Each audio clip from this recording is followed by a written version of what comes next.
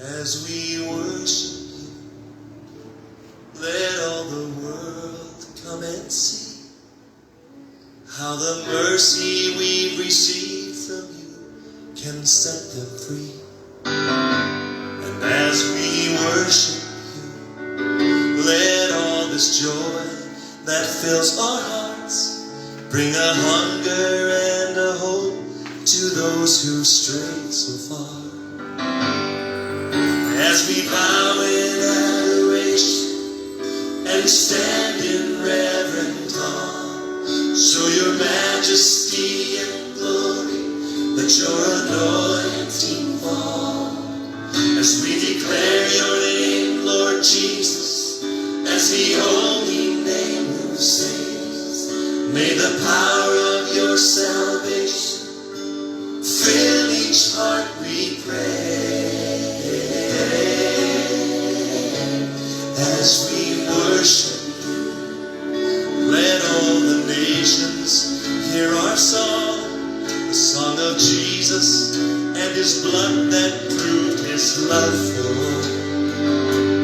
As we worship you, may all the lost and broken come. May they hear your still small voice call out their names each one. As we bow in adoration and stand in reverent awe, show your majesty and glory, let your anointing fall. As we declare your name, Lord Jesus, as the only name who saves, may the power of your salvation fill each heart, we pray.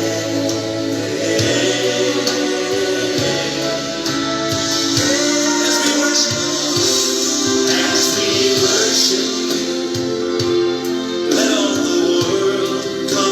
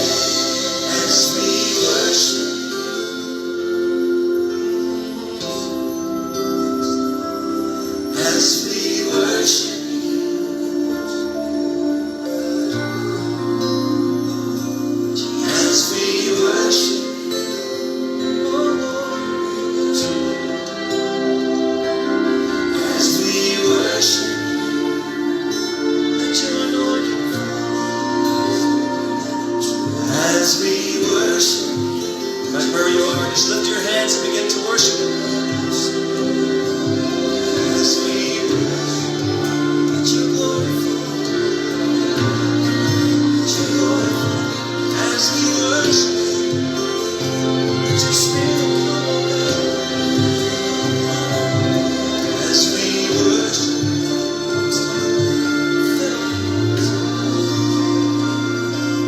as we worship.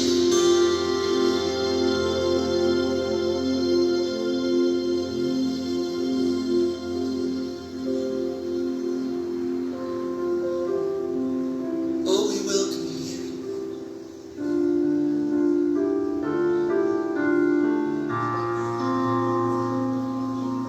We worship you, Lord. Oh, yes. Oh, we worship you, Lord. Oh, we worship, we worship, we worship. Oh, yes, we do. We give you glory. We give you praise. Oh, we worship you, Lord. We give you praise. Oh, we worship you, Lord. Let your glory fall. As we worship, we worship you. Send your spirit, Lord. Send your spirit as we worship.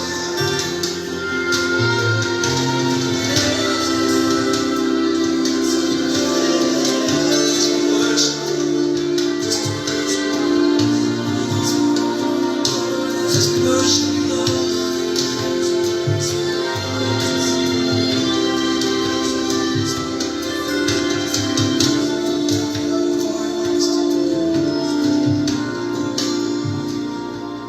As we worship.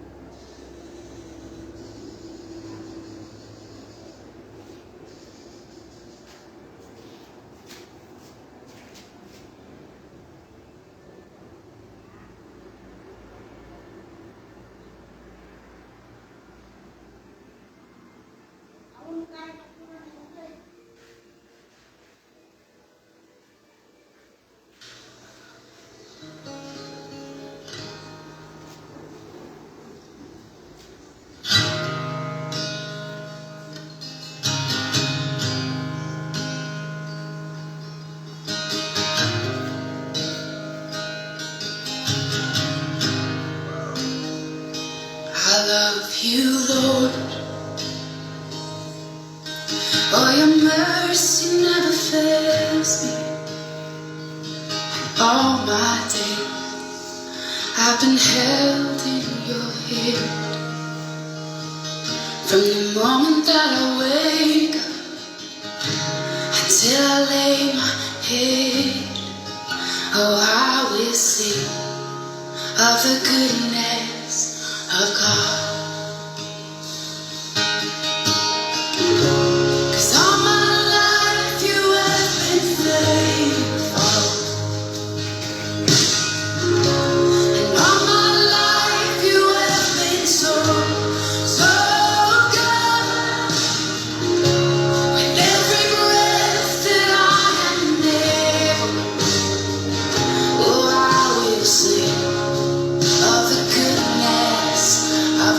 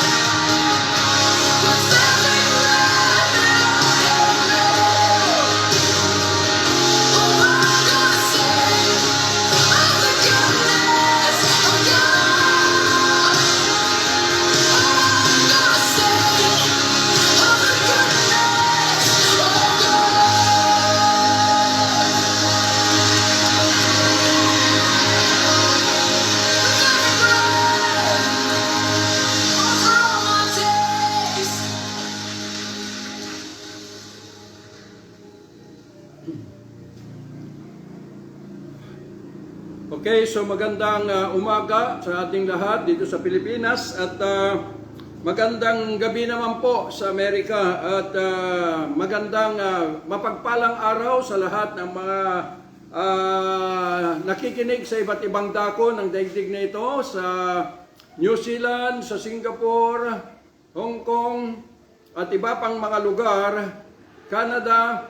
Ay kayo po ay aking binabati ng mapagpalang araw sa inyong lahat. I pray na ang araw na ito na sa ating pumuli pagtitipon-tipon in the presence of God ay magdala sa inyong lahat ng hindi lamang isang pagpapala, isang kapakinabangan sa buhay, kundi ito ay magtutuwid sa atin sa landas na ito ay magbibigay kaluwalhatian sa buhay na Diyos. Kaya po sa oras na ito ay ating buksan ang ating mga kaisipan at hayaan natin na ang ating kaisipan ay ito'y mapasailalim sa pamumuno ng ating mga puso upang patuloy na maunawaan natin at matanggap ang bawat mga katotohanan na ito'y mahahayag na hindi kailanman na tagpuan ng tao dito sa daigdig na ito.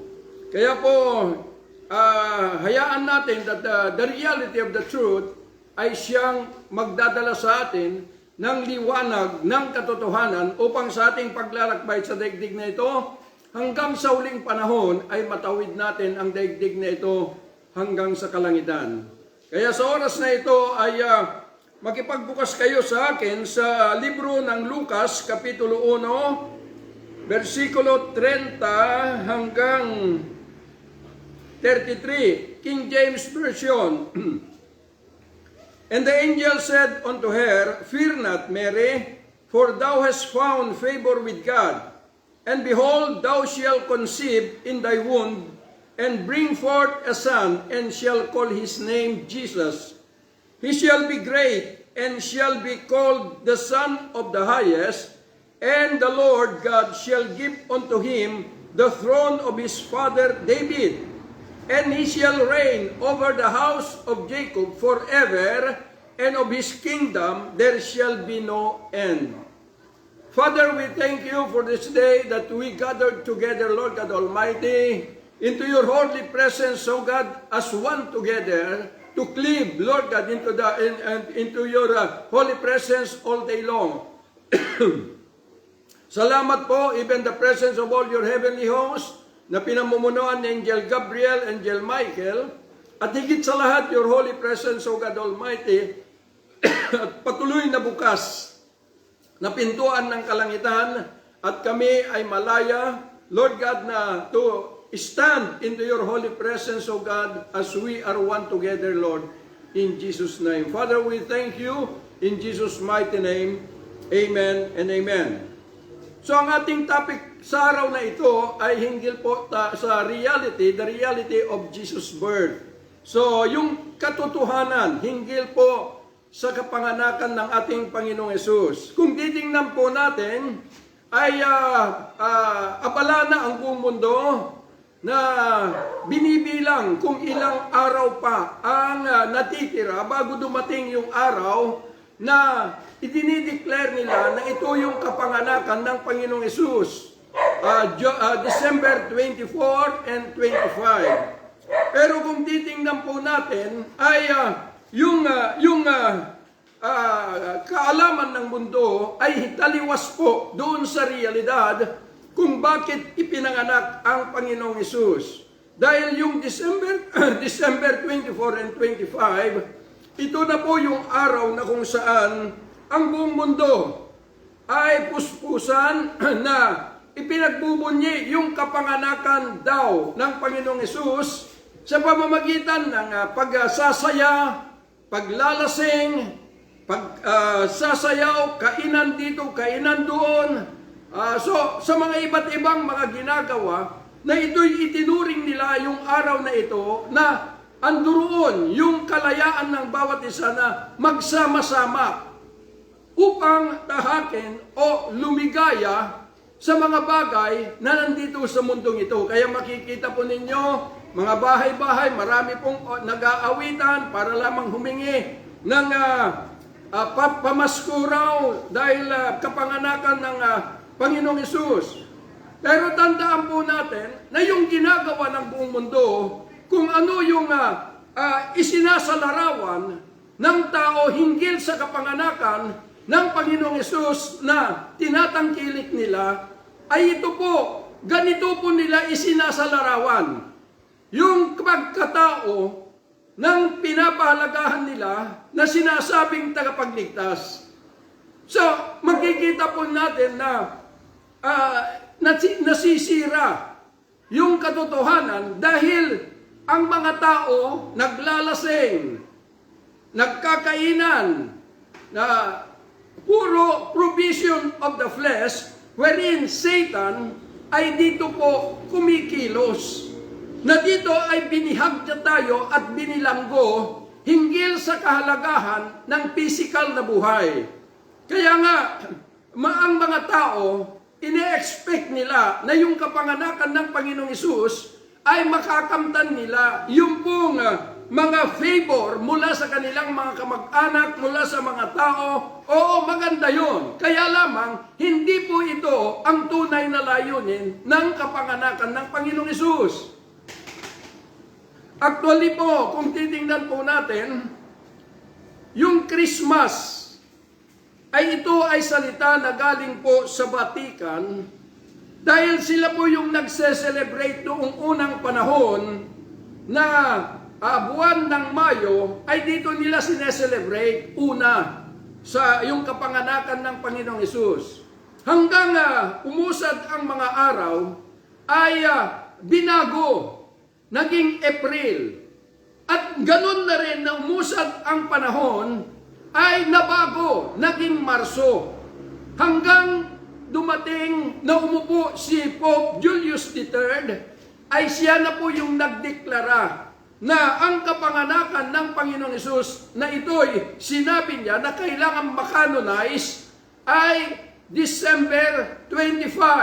Kaya po ay yung 24 ay bisperas na ginagawa ng mundo.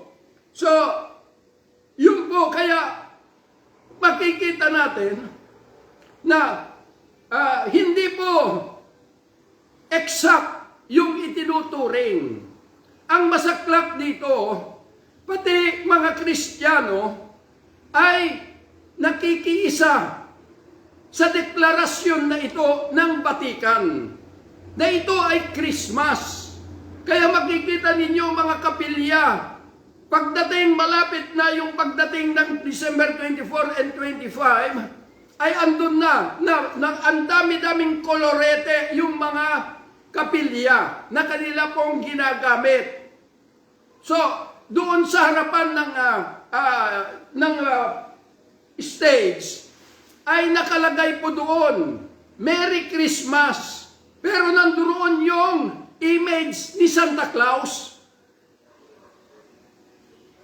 Nasisira yung pong katotohanan.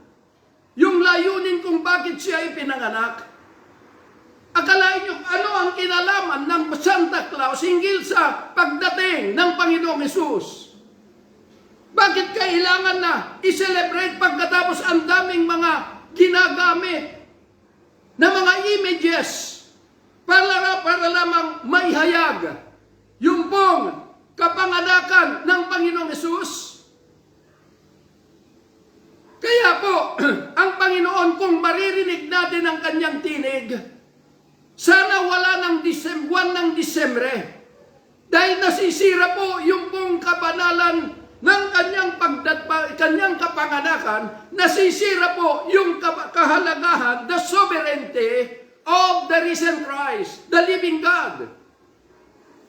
Dahil yung pagpunta niya rito ay hindi upang mabilanggo tayo sa mga provision ng laman, kundi upang makalaya tayo. Kaya nga yung December 24 and 25, sorry po dahil sasabihin ko po ito, na itong December 24 and 25 ito ay piyesta opisyal ni Satanas. Ito yung araw na kung saan gagamitin niya ang mga tao upang ihayag, i-celebrate daw yung kapanganakan ng Panginoong Hesus sa maling aspeto ng kanilang pagsasaya. Kaya po makikita ninyo, nung nandito ang Panginoong Hesus bilang tao, i-celebrate ba nila yung birthday niya? Hindi po. Hinahabol siya at upang papatayin. Pero nung namatay, napunta sa cross at namatay, bakit ngayon ise-celebrate? Di po ba? Kaya nga makikita ninyo na nasanay na ang tao, na yung buhay ng tao, habang buhay ka, walang halaga sa iyo. At wala kang paggalang sa buhay na tao. Pero kapag namatay na yung tao, ang dami mong sinasabi, patawarin mo ako, ganito, ganito, bibilhin mo lahat yung mamahaling ataol, bibilhin mo lahat yung mamahaling mga bulaklak, ano pang halaga yun? Dahil once na namatay ka physically, yung kaluluwa mo, aalis na bilang ikaw. At yung natitira, lupa na yun. Dahil ililibing na ilalagay sa lupa. Kaya nga sabi ng Genesis chapter 3, verse 19, na ito ay babalik kung saan siya nanggaling.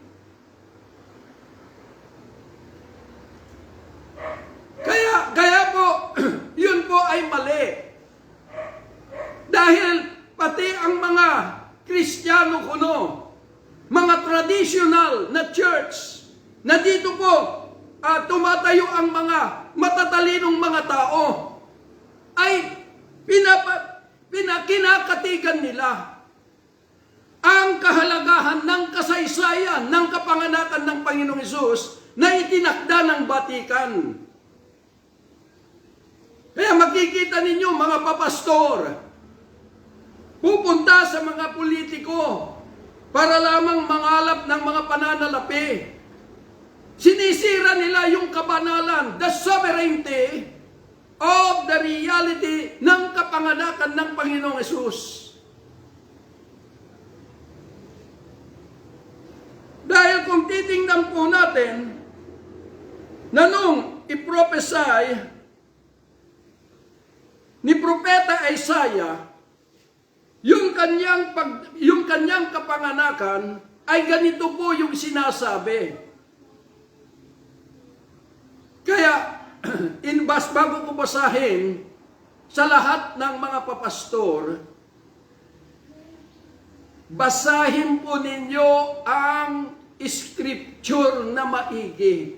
Suriin po ninyo kung ano ang direksyon ng nasusulat upang hindi tayo ang magiging elemento na pinagtitibay natin yung ginagawa ng buong mundo sa harapan ng Diyos na nagbubunyi lasing.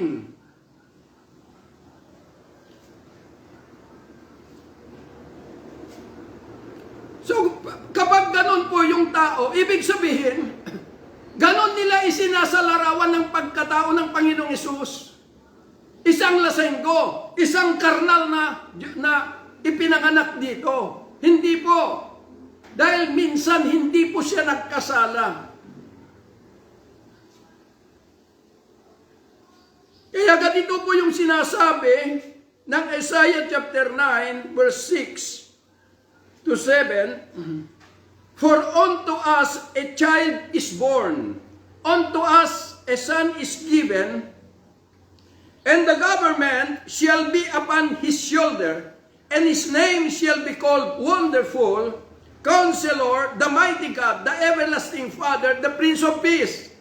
Of the increase of his government and peace, there shall be no end, upon the throne of David, and upon his kingdom, to order it, and to establish it with judgment and with justice from henceforth, even forever. The seal of the Lord of hosts will perform this. So ano ang sinasabi? Siya'y ipinanganak, ang bata o ang Panginoong Hesus. Dahil sa Kanya ay ipinabalikat ang isang gobyerno na ito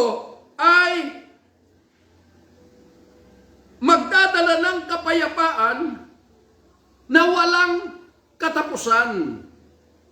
So yun po yung layunin ng kapanganakan niya. Kaya kung makikita po natin na nung nilikha po ang Diyos, ang tao, bakit siya kumuha sa alabok? At ito ay ginawa niyang tahanan ng tao o kaluluwa.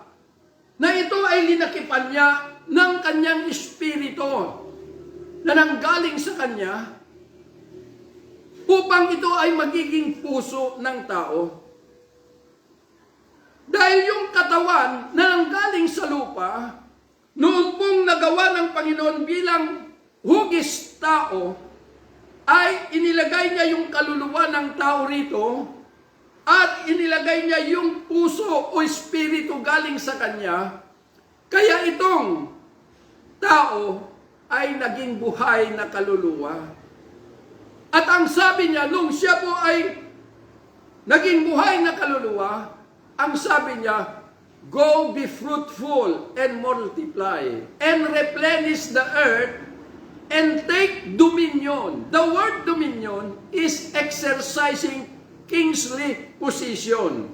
Bakit? Dahil yung kanyang katawan na nagaling sa lupa, na ito ay naging laman, ay ito po, ang isa, yun po yung tanda ng kanyang kapamahalaan to exercise His dominion here on planet Earth. Dahil itong planet Earth ay plano ng Diyos na gawing isang paraiso, a miniature of heavenly paradise. Kaya po naglagay ng tao upang siya ang magbantay, magprotekta sa planet Earth bilang magiging paraiso sana.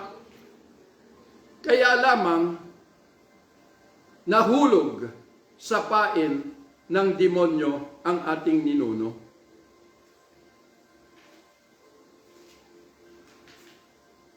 So, ibig pong sabihin, Romans chapter 5, nang sabi niya, Romans chapter 6, na lahat ay nagkasala at wala nang matuwid sa harapan ng Diyos. So, ibig pong sabihin, si Satan po ay completely conquer the whole planet Earth, the whole world. Bakit? Dahil nakuha niya yung physical na katawan. Dito niya ginamit yung physical na katawan ng tao para malegalize yung kanyang paghahari sa daigdig na ito. Kaya nga sinasabi ko lagi na noong nahulog na ang ating ninuno, mula doon sa panliling lang ni Satan, si Adan at Eva napalabas na sila doon sa paradise. Dahil lahat ng mga titira sa loob ng paradise supposed to be ay mga immortal. Walang kamatayan. Pero dahil nagkasala sila, lumabas sila dahil nagmanifest na po yung kamatayan sa kanilang physical na katawan at yung sumpa o kondemnasyon ay nag-umpisa na yung panahon na yon, nagpasalin-salin from generation to generation dahil ang tao ay andun na yung kanyang kamatayan. Buhay ka pero patay ka. Kaya nga sabi ng banal na kasulatan that the wages of sin is death. Yung kasalanan na nagawa ng ating ninuno doon sa Garden of Eden ay ito ay nagbunga ng kamatayan. Ito yung nagkaroon ng anong tawag doon, wages o kabayaran sa kanyang buhay ay kamatayan.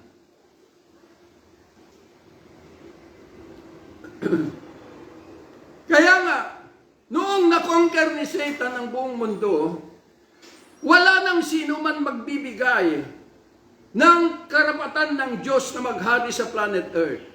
At ang sabi ng banal na kasulatan, the earth is the Lord and the fullness thereof.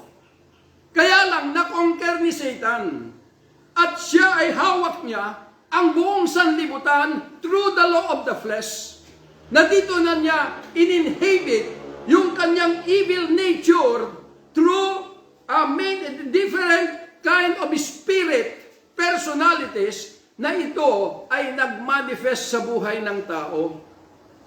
Upang may sakatuparan yung kanyang layunin na sinabi ng Panginoon, John 10:10, na siya ay pumunta na parang magnanakaw, sabi niya, pumunta upang pumatay, magnakaw at manira ng buhay. Yun po yung kanyang mission sa buhay natin bilang tao. Kaya nagtagumpay siya. Dahil makikita po ninyo, wala nang patlang yung awayan ng tao. Wala nang patlang yung pong paggawa ng kasalanan. Lahat ng mga kasamahan. At ito ay katauhan ng demonyo upang sirain yung pong nilayon ng Diyos na yung paglikha niya sa tao ay dapat ang tao ang siyang nagtataglay ng kanyang wangis at kanyang larawan. Kaya lamang, nung nagkasala na ang ating ninuno, hindi na larawan ng Diyos ang nakikita sa buhay ng tao, kundi ang larawan na ng demonyo. So yun na po yung naging karakter ng tao na linalabanan ng kanilang mga mabuting pag-iisip. Upang masupil yung pong di nila alam na pagkatao na nang galing sa kay Satan. At alam lang ng tao na kung ipinanganak na ganitong masama, ganyan kasi siya masama. Kaya po upang magkaroon po ng karapatan ng Diyos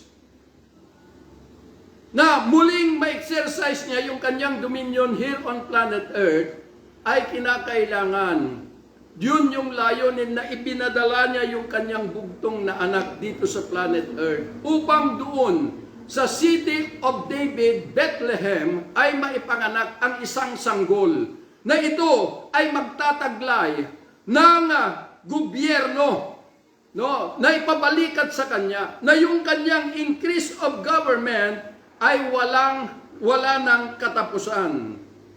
So, yun po yung layunin. Kaya po, alam nyo po, hindi po mahalaga kung anong araw, anong panahon ipinanganak ang Panginoong Hesus. Dahil ang mahalaga na gustong iparating ng Diyos sa lahat ng tao sa buong sanlibutan ay yung layunin kung bakit siya ipinanganak. At yung dahilan kung bakit ipinanganak sa laman ay upang dahil sa kanyang physical na katawan na nanggaling sa mundong ito through Mary, ay yun po yung magagamit niya to legalize the dominion of God muli dito sa planet Earth through His physical body. Kaya lamang sinira ni Satan at pati yung mga tumatayo na mga papastor na nagtuturo hinggil sa Biblia. Nag-aral pa naman sila sa Bible School. Pero, kung titingnan mo, kinakatigan nila, pinagtitibay nila, na yung December 24 and 25, na ito ay ini-announce ng Vatican through Pope Julius III, ay yun na rin ang kapanganakan ng Panginoong Hesus. Isang bagay na mali, na hindi tama.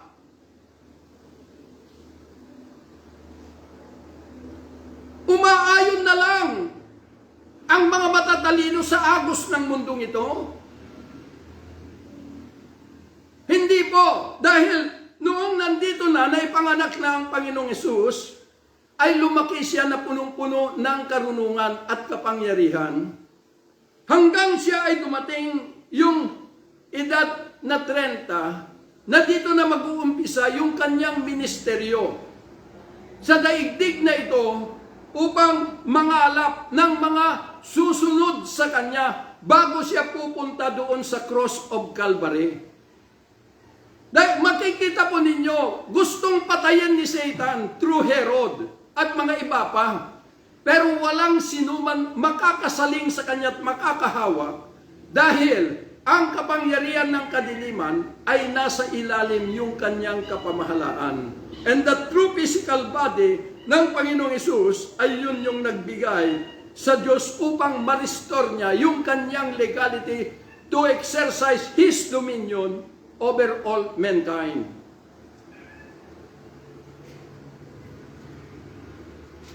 So yun po yung layunin. Kaya nga kung titingnan po natin,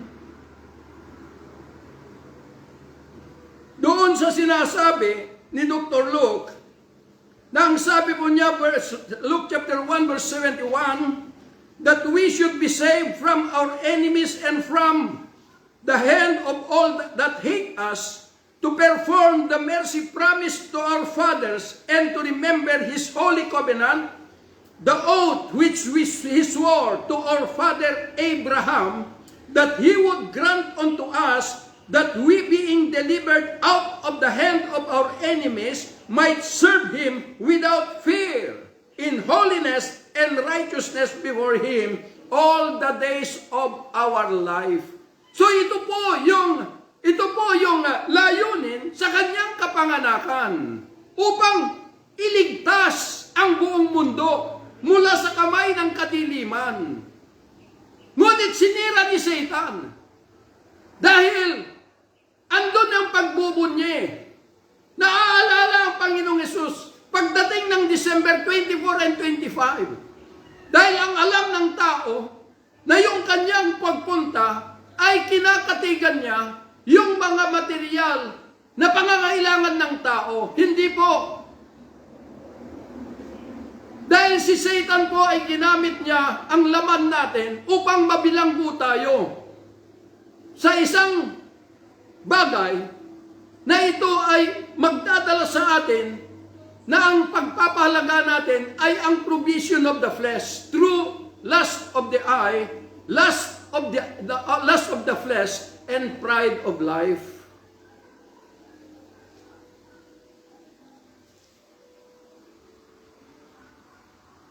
Kaya yun po, makikita natin na doon sa kanyang kapanganakan, sa kanyang paglaki, ay merong dahilan.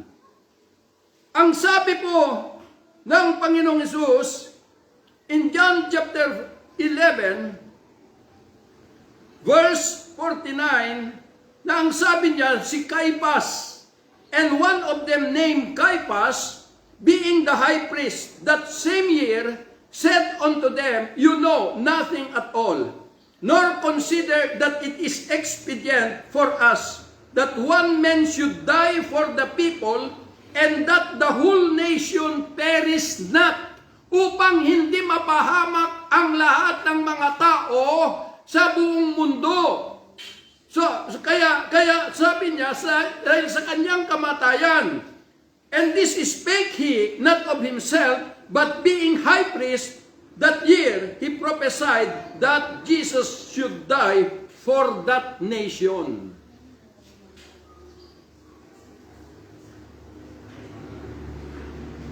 So yun po. Bakit kailangan mamatay ang Panginoong Hesus? Siya yung nagtataglay ng kapamahalaan upang magbigay ng karapatan sa Diyos, the authority to God, to exercise His dominion through His flesh. Pero kailangan i-give up niya yung kanyang physical na katawan. Dahil makikita natin na yung pagpasok niya doon sa kanyang ministeryo, doon sa cross, sa kanyang mission, ang sabi rito, to perform the mercy promised to our fathers, and to remember His holy covenant, the oath which He swore to our father Abraham. So ito po yung pangako ng Diyos kay Abraham. The covenant of God to Abraham, na ang sabi niya, na lahat ng mga tao sa buong mundo, ang sabi niya, ay pagpapalain ko dahil sa iyo.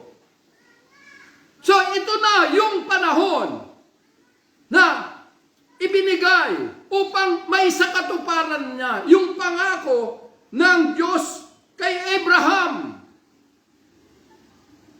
through the dispensation of grace.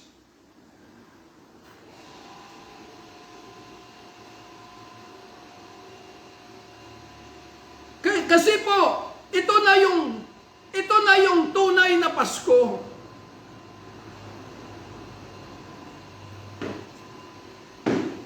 Na ang Panginoong Yesus, doon sa kanyang pagpunta sa cross, upang i-give up na yung kanyang physical na katawan doon, ay upang doon na maisakatuparan yung pangako ng Diyos kay Abraham na sabi ng mga anghel na ito, it is goodwill to all the people.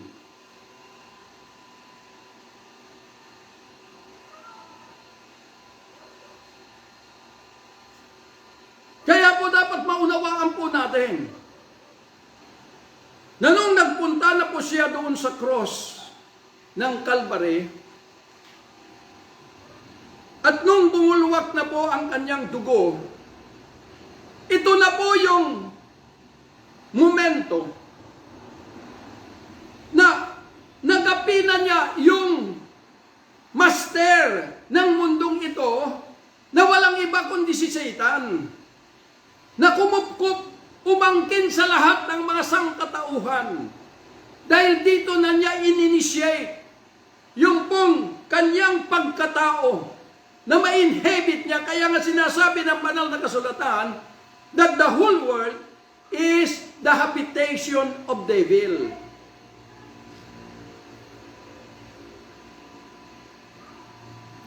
Kaya bakit kailangan siya pagpunta doon sa cross? Ano ba ang layunin?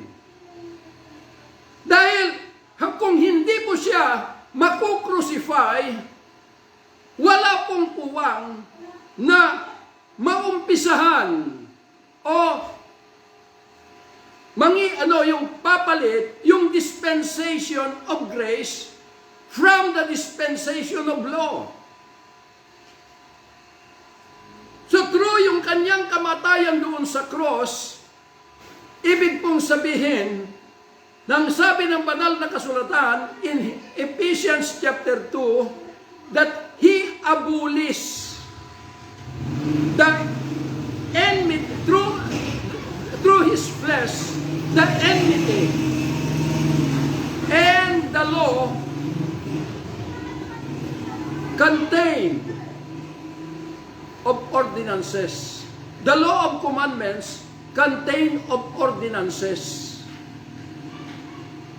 So, ibig pong sabihin na ito na yung panahon na kung saan ito na yung dispensation of time na yung kapanganakan ng Panginoong Hesus ay bubuksan na niya ang pintuan ng kalangitan.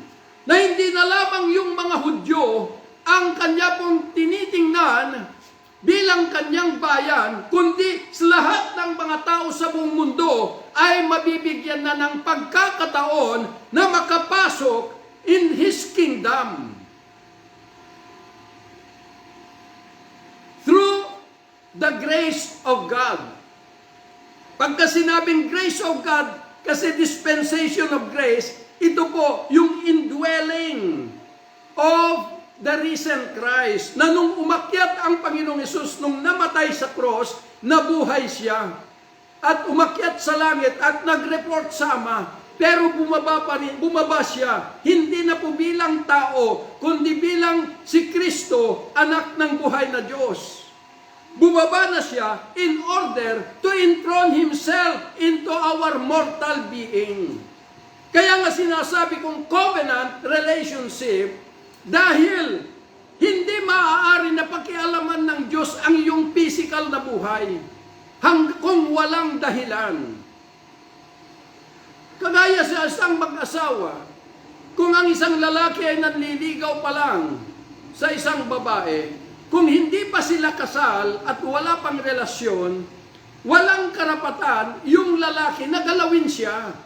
Pero kapag ito'y nagkaroon na ng relationship at ikinasal sila, siya na yung merong authority sa buong pagkatao ng babae. Ganon din po sa atin. That because hindi po tayo pinili ng Diyos, mga hindil, by nature, na dito, naging kaaway natin ng Diyos since leading up to the crucifixion of Christ, naging kaaway tayo. Pero ibinukas na ng Diyos ito upang maalis na yung pong racial differences. Wala ng Hudyo, wala ng Gentiles, wala ng alipin, wala ng Malaya, walang babae, walang lalaki, kundi lahat yan ay magiging isa na bilang kanyang katawan or the real church. Kasi katawan, dahil yung kanyang katawan ay i-give up na niya for the nation, in building up the nation for His kingdom. Kaya nga maraming nagtuturo ngayon, gustong magpa-seminar about the role of the church in nation building. Pero tandaan po ninyo na walang kakayanan ng church apart from Christ kung hindi matransform ang buong katawan into the reality of His nature. Kaya po makikita po ninyo na nung bumaba ang Panginoong Hesus bilang si Kristo at na-establish our covenant relationship sa Kanya. Ibig sabihin yung covenant relationship ay ito, ay ibinigay na natin yung karapatan niya upang siya na yung may karapatan na galawin ang buong pagkatao natin as we surrender ourselves unto Him. Kaya pagpasok niya sa atin, nakapagtrono siya, idadamit niya yung kanyang the Holy Ghost bilang magiging kabahagi ng ating pagkatao bilang soul and body na lang to complete ang ating buong pagkatao doon sa nilayon ng Diyos noong ginlinikha niya ang tao na tripartite being. Kaya kapag ito'y naipanganak na sa atin, o nakapag-entron ang Panginoon sa buhay natin, that will be the day, ang unang araw ng Pasko ng iyong buhay. As He enthroned Himself in our mortal being. Kaya araw-araw Pasko sa buhay ng mga taong na kay Kristo. Hindi po yung December 24 and 25, kundi yung araw na yon that nagkaroon ka ng new birth of the Spirit from God, yun na yung umpisa ng Pasko ng buhay mo. Hindi katulad na December 24 and 25, na kapag ka magbigay ka, ay dahil sa kapanganakan ng Panginoong Hesus ay sinasabi mo dahil sa pag-ibig ng Diyos nagbibigay ka. Pero dito ay hindi na. Dahil magbibigay ka na, hindi dahil sa kapanganakan niya, kundi ito yung bunga ng kanyang kapanganakan sa iyong buhay, na yung pag-ibig na yan, kaya ka nagbibigay because of that love God has manifest into your heart.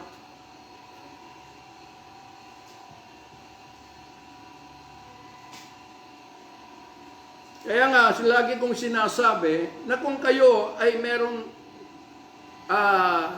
pinaplano na ibigay sa inyong mga papastor, sabi ko, o mga kapatid, na hinihintay pa ninyo yung December 24 and 25, kapatid, ibigay muna ngayon dahil araw-araw ay Pasko sa atin because we are living in the presence of the risen Christ. At ang sabi ng banal na kasulatan, in the presence of God, there is fullness of joy. Umiyak man ang mundo, maghiyawan man sila sa sakit, at mga bagay na mga pagsubok, mga tribulasyon, na ito ay magaganap sa daigdig na ito, pero ikaw kapatid, hindi ka na apektado sa mga mangyayari sa daigdig na ito. Bakit? Dahil the joy that came from the presence of God, ay ito ay papawiin na niya ang pagkatakot. Because once you are living in the grace of God, in the presence of Jesus Christ, at namatay yung physical na katawan mo, that will be the greatest miracle ever happen into your life. Dahil mag-abroad ka na sa syudad na itinakda ng Panginoon because of His birth. Na yung syudad na yon ay napakakaganda. Yung mga tirahan doon, hindi katulad ng mundong ito. Kaya sabi nila, kailangan mag-abroad ka dahil maganda yung lugar na yon.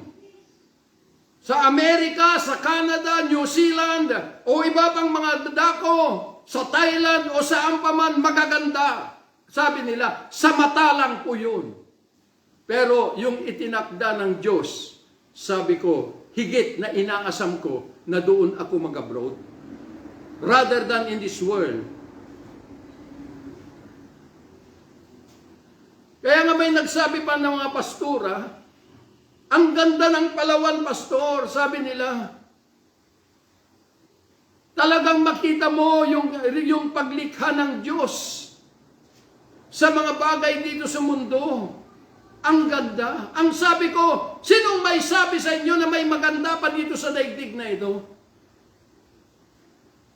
Dahil mula pa nung nahulog ang ating ninuno sa pain ni Satanas, anong sabi ng Panginoon sa kay Adan? Curse is the ground because of you. Yung mundo na kinatatayuan natin ay may nasa sumpa.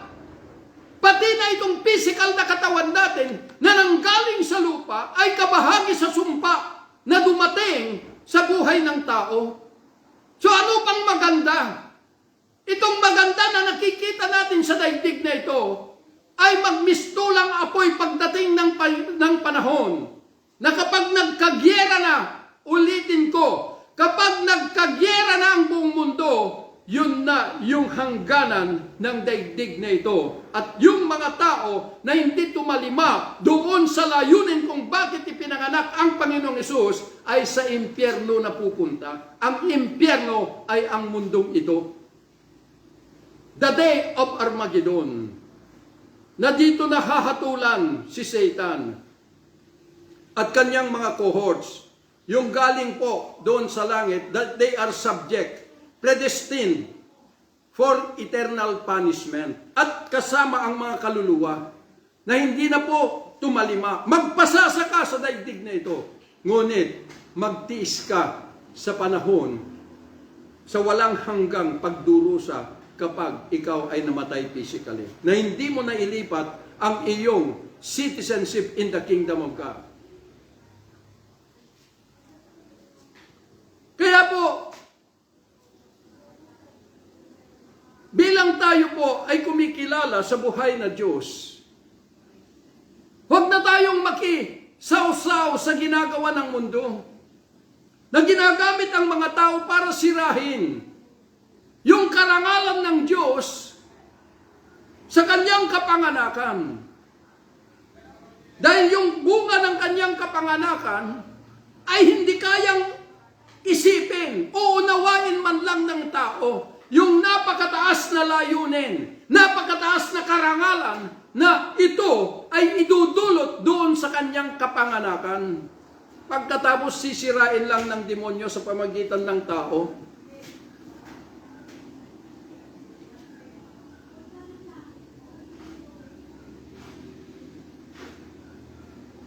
Kaya po,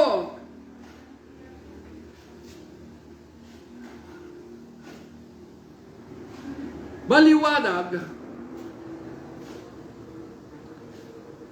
na yung kanyang kamatayan in the cross of Calvary ay ito yung nagbibigay ng malayang daan na tayo po ay nabigyan na ng pardon. Kaya nga sabi ko nga sa inyo, ang daming mga tao, pati mga papastor, ay sinasabi, napatawad na tayo ng Panginoon dahil sa kanyang banal na dugo. Totoo po, wala pong nagkamali dyan. Lahat po kayo ay tama. Dahil katulad po natin, ay tayo po, ay kung ikaw ay nandun sa Muntinlupa, kapag ka ang presidente ay pinirmahan niya yung executive clemency para sa iyo, ibig sabihin may pardon ka na. Bukas na yung pintuan ng bilangguan. Malaya ka ng humakbang palabas para damhin yung kalayaan mo sa labas ng bilangguan. So ganun din ang ginawa ng Panginoong Hesus sa atin. Napatawad niya na tayo. Nabigyan na tayo ng executive clemency na ito ay pinirmahan ng Panginoong Hesus sa pamamagitan ng cross ng Kalbaryo in His crucifixion. Ibig sabihin, andun na ang pardon. Pero ang mga tao, kiniklaim nila na ganun, pero ayaw silang lumabas doon sa bilangguan, na doon sa kingdom ni Satan na naghahari sa batas ng laman. So paano mo mapapakinabangan at madama ang tunay na bunga ng kapatawaran ng Diyos sa buhay mo kung ayaw mong lumabas? Kung nananatili ka lang doon sa batas ng laman na kung saan dito naghahari ang demonyo. Kaya yung kaisipan ng tao naging karnal because of that lust of the flesh, lust of the eyes, and pride of life. Kaya inuulit ko na si Satan, yung karnalidad na pag-iisip, ay ito po yung area ng buhay ng tao wherein Satan ay malaya po siyang nag-e-execute ng kanyang dominion. Kaya kahit na nag-aral ka sa Bible School, kahit na alam mo lahat yung mga nasusulat, hanggat di mo natatagpuan at ang tunay na buhay na Diyos at hindi ka sumuko, walang saysay ang iyong pag-aaral. Akalain mo, marami pang magsasabi na ang batas, yung pong 10 Commandments ay universal. Pero sabihin ko po sa inyo, hindi. Ibinigay po ng Diyos sa Israel, being a natural descendants. Pero yung kanilang pamantayan, when it comes to God, sa Diyos, ay yung pong pangako, yung pong covenant ng Diyos kay Abraham. Yung 10 Commandments ay ito po yung moral law. Ngunit nagkasala yung kanyang bayan, hinggil dito sa batas na ito. Kaya nga, kailangan maabulis yung law of commandments that contained ordinances na hindi na kailangan balikan ito. Kaya nga sinabi ng Panginoon kay Isaiah sa kanyang bayan, do not ponder the past, nor the former things, because I, the Lord your God, make new things, even make a river in the wilderness. Pero nakapokus ang mga matatalino sa mga nakaraan, sa mga nagdaan ng mga dispensation of time.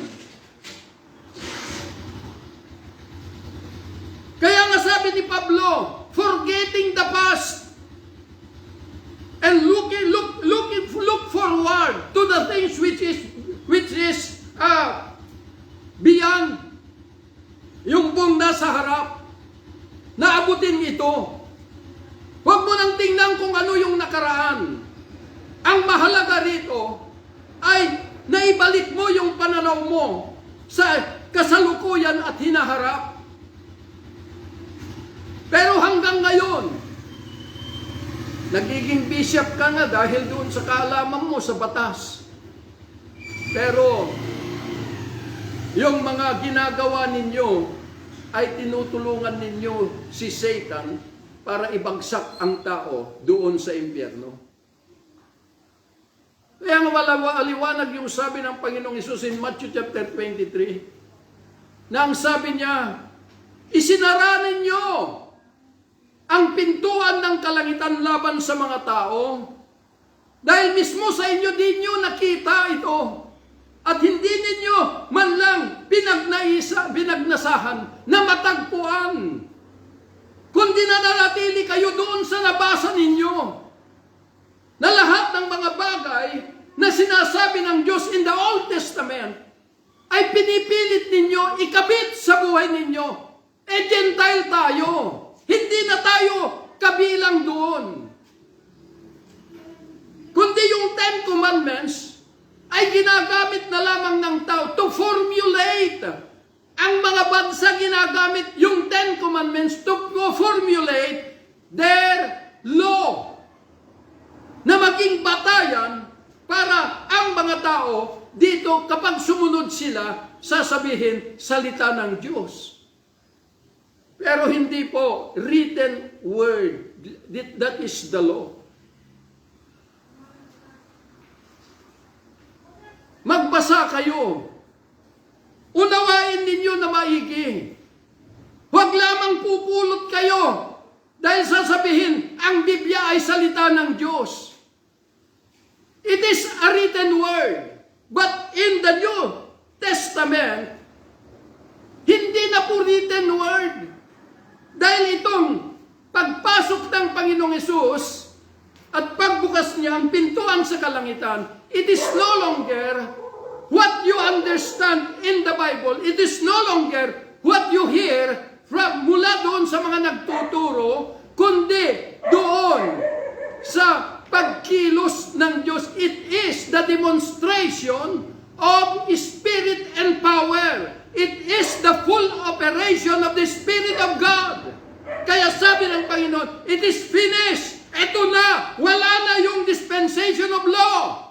Ito na yung kinakaharap natin, itong dispensation of grace, wherein ito yung dahilan kung bakit ipinanganak ang Panginoong Hesus. To open this dispensation para sa lahat ng mga tao sa buong mundo. Kaso, maraming ginagamit ni Satanas para linlangin ang mga tao.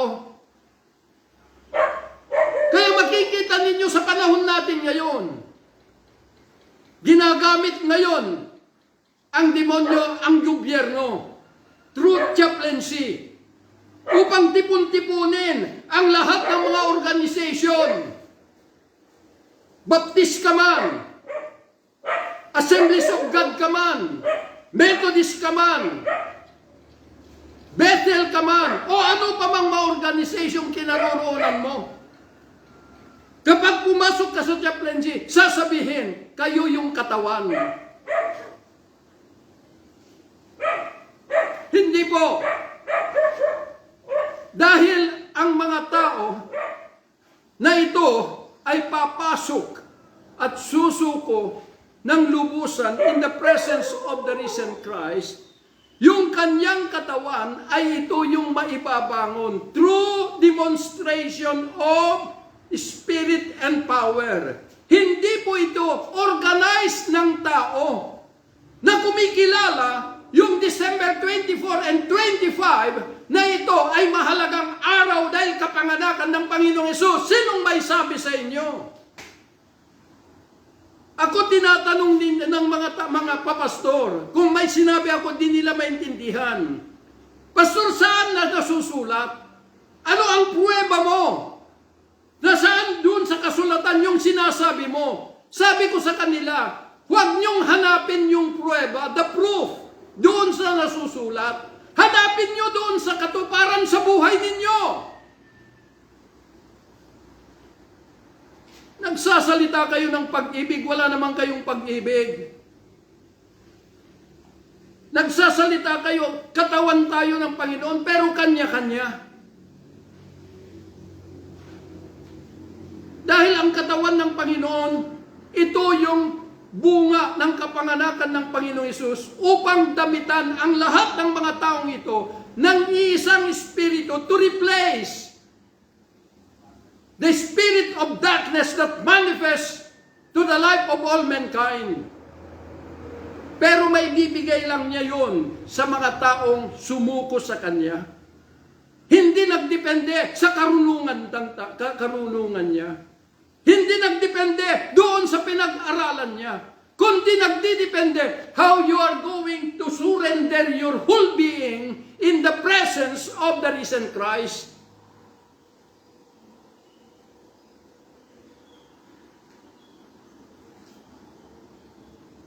nakakalungkot na isipin. Dahil kung minsan tutuligsahin tayo dahil sa paghayag natin ng reality of the truth. Hindi po ako nagsasalita nito dahil gusto kong sabihin lamang sa inyo, kundi ito po yung pag-ibig ng Diyos sa lahat. May tuwid ang lahat ng kamalian.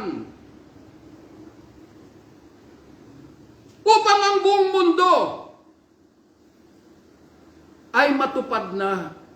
Na ang sabi ng Panginoon doon sa Matthew chapter 24, na darating ang betrayal, hatred, and the love of many shall wax cold because of iniquity.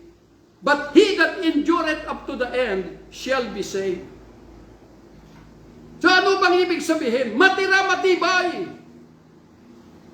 Kaya sabi ko, tuligsahin nyo lang ako ng tuligsahin. Pero I will never stop to speak about the reality of the truth. Kaya sabi ng Panginoong Hesus, that the gospel of the kingdom shall be preached into the whole world as a witness to all nations. Alam nyo ba ang gospel of the kingdom? Ito yung pag-rise up ng kanyang katawan. Dahil itong katawan ay siya yung pinaka-real army of God to enforce His will, to protect the integrity of His kingdom. Pero bago tatayo ito, kailangan may hiwalay muna yung mga kambing sa mga tupa. Dahil halo-halo Yung mga kambing kailangan mapunta sila sa kaliwang kamay na sabi ng Panginoon, itapon nyo sila lahat doon sa may nagngangalit ng ipin. At alam nyo ba itong mga kambing ay ito yung mga salita ng salita, pero wala naman nangyayari. Tuligsa sila ng tuligsa, pero ano ang kanilang ipinapangalandakan? Ano yung kanilang ipinapangaral upang sila ay sabihin na totoo? Dahil yung pagpunta ng Panginoong Hesus dito ay upang ang mga tao hindi mag-iwan sa kanila ng kasaysayan upang ituro na lamang ito magiging katang-isip, kundi isang katotohanan na ito ay magaganap sa bawat buhay ng tao na nakakilala sa buhay na Diyos.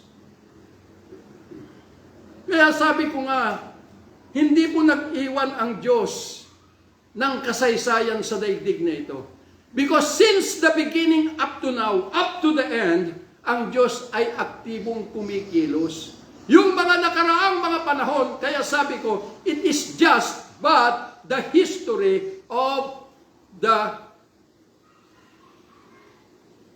Israel journey. Mga istorya ito, doon sa paglalakbay nila, nakapiling nila ang Diyos, pero ang Diyos hindi tumigil. Hanggang ngayon, buhay na kumikilos, naghihintay sa katuparan ng kanyang misyon, naghihintay sa mga taong luluhod sa kanyang harapan, upang magamit ang tao bilang kanyang tabernacle here in planet Earth as He enthroned Himself into our mortal being. Dahil yung pagpasok niya sa atin, dito ka na niya dadamitan. Ito yung pinakadakilang regalo na nung nagkasala si Adan, ang bunga o ang kabayaran ng kanilang pagkakasala ay kamatayan. At ito yung nagiging estado ng buong mundo. Kamatayan. Kulang na lang ilibing lahat. Pero yung kamatayan, impyerno po ang destiny. Walang hanggang kaparusahan. Pero ito na yung regalo ng Diyos ay buhay na walang hanggan. Bakit? Because the grace of God ay siyang nagtatakda na kung ikaw ay nananahan within the grace of God, in the grace of God, then you are qualified to live in everlasting life. Regalo yan. Ito na yung dakilang Pasko. Hindi barya-barya na ninanais ng mga tao para lamang ipagbunyi yung kanyang kapanganakan. Hindi po barya-barya. It is more than what you think.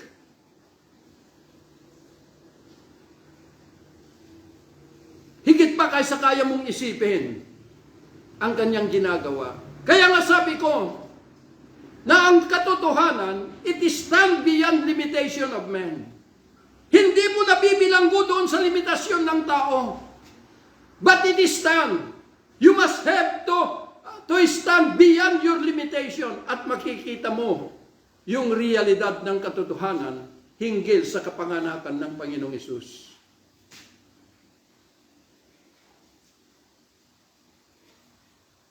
Sinasabi ko po ito, maraming nagsasabi, Pastor, huwag mo nang sabihin yung mga hindi kayang tanggapin ng mga kapwa pastor para ma-unite tayo. Maraming may nagsasabi sa akin, pero sabi ko, Pastor, sabi ko, kung hindi ko sasabihin, sabi ko, oo, ma-unite ang mga papastor, pero paano yung mga tupa nasa ilalim ng kanilang pamahalaan? Na kung itong mga taong ito, na hindi mo pinahayagan ng ikinurek yung kanilang kalalagay, yung kamalian nila, yung mga tao na nasa ilalim ng kanila pong mga pamumuno, kung yung pastor ay pupunta sa impyerno, lahat ito ay pupunta sa impyerno. Kaya kailangan ipahayag ko sa mga tao. Hindi ako naghahanap ng mga miyembro, pero naghahanap ako yung mga tao na ito ay para sa Panginoong Hesus, to be His body. Kaya sabi ko, mas mabuti na yung isang pastor na mapunta sa impyerno kung ayaw niyang tumalima, mailigtas ko lamang ang mga tao nasa ilalim ng kanyang pamahalaan. Kasi mali. Panahon na magising tayong lahat. Balikan ninyo ang scripture. At tingnan ninyo kung anong sinasabi nito.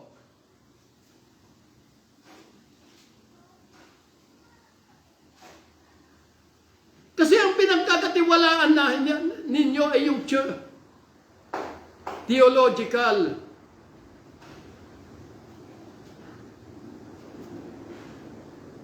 Ang pagkapanganakan ng Panginoong Hesus ay hindi po ito concern sa theology.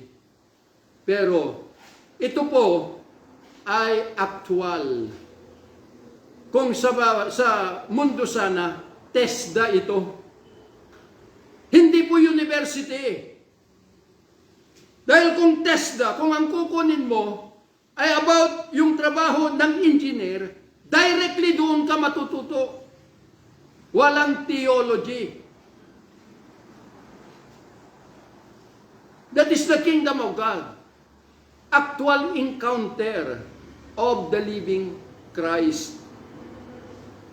Dahil kapag ito ay nakita mo siya at natagpuan, hindi mo na kailangan hanapin sa scripture kung sino ka o ano yung katawagan mo. Makinig ka sa Kanya because He indwells Himself into your mortal being. Kaya lang bingi ka dahil ang pinapakinggan mo lang yung mga tao dito sa daigdig. Paano mo mapapakinggan? Kaya nga may mga tao pagka nakikita kami na tayo na nagpupuri sa Diyos, maingay sasabihin para silang nagkokonsyerto na ganito, ganito. Oo, kasi ang iniisip lang nila yung kapakanan ng physical na buhay nila. Hindi yung kapakanan ng kanilang kaluluwa. Na nanganganib yung kanilang kaluluwa dahil sa physical na buhay. Maganda ang magbigay. Maganda yung magregalo. Pero hindi dahil sa bunga ng pagkilala mo yung kapanganakan ng Panginoong Hesus.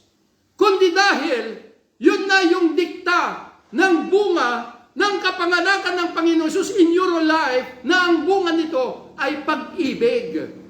Na ginagawa mo ito ay ipinibigay na hindi mo ito kailanman uusigin siya pagka nagkamali siya.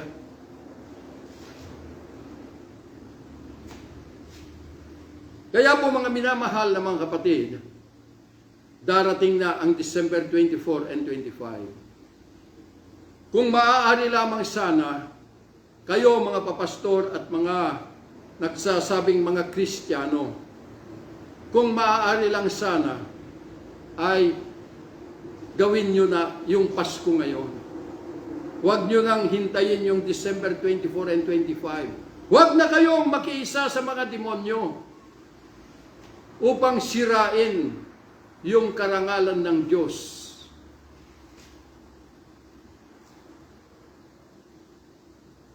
Dahil kapag ang Panginoong Yesus nakapagtrono sa iyo at nakamtan mo His gift, the grace of God, which is the Holy Ghost, wala nang kalungkutan sa buhay mo. Dahil you are going to live in the midst of this dying world with joy in the presence of the risen Christ. Kaya po, panahon na tayo po ay magising. At ito po yung katotohanan hinggil sa kapanganakan ng ating Panginoong Hesus. Huwag nating sayangin, huwag nating gamitin ang kanyang kapanganakan upang lamang iligaw ang mga tao sa katotohanan. Huwag po. Kung ikaw ay may nalaman hinggil doon sa iyong pinag-aralan sa Bible School, ibaba mo muna yan. At sumuko ka sa harapan ng buhay na Diyos. Hayaan mo na siya ang magdadala sa iyo ng kaalaman na hindi mo kayang unawain sa iyong sariling pangunawa. Kundi siya yung magdadala sa iyo through demonstration of Spirit and power. Kaya nga sabi ni Pablo, so that your faith will not stand in the wisdom of man, but it will stand in the power of God. Kapag sinabing, your faith is stand in the wisdom of man, your righteousness is a righteousness of the law, which is already abolished. But if you stand in the power of God, then your righteousness is the righteousness of God through the faith of Christ. Na ito na po yung bunga ng kapanganakan ng Panginoong Hesus, the dispensation of grace. Magandang araw po sa inyong lahat at sana itong araw na ito ay lubos na makamtan ninyo ang ganap na pagpapala mula sa Diyos through His favor dahil naunawaan po natin yung katotohanan and God will be blessed because hindi na po tayo maging elemento na kapanalig ng demonyo para sirain yung kanyang karangalan dahil sa kanyang kapanganakan. Magandang tanghali po sa inyong lahat. Father, thank you, Lord, for this day. I pray, Lord God Almighty, na patuloy na ang mga katotohanan na ito ay lubos na maunawaan at makamtan ng bawat mga taong inabot ng tinig na ito. I pray, Lord God Almighty, na yung mga tainga na naabot saan man sa mundong ito, na kapag ka naabot ng tinig na ito, mga katotohanan na ito, I pray, Lord God, na ito ay magiging manunuot sa kanilang kalamnan, sa kanilang kasukasuhan, sa kanilang mga buto. Even the dividing of soul and spirit shall penetrate, Lord, in the name of Jesus, the Son of the living God. At lahat ng mga nakarinig at nakaunawa, hayaan mo na sila, ay gagamitin mo sila in order, Lord, that you may be able to demonstrate all these realities to all the people into the whole world. Father, we thank you, and I pray for your unconditional favor to abide every one of us, Lord, up to the end of time. Father, we thank you. In Jesus' mighty name we pray. Amen and amen.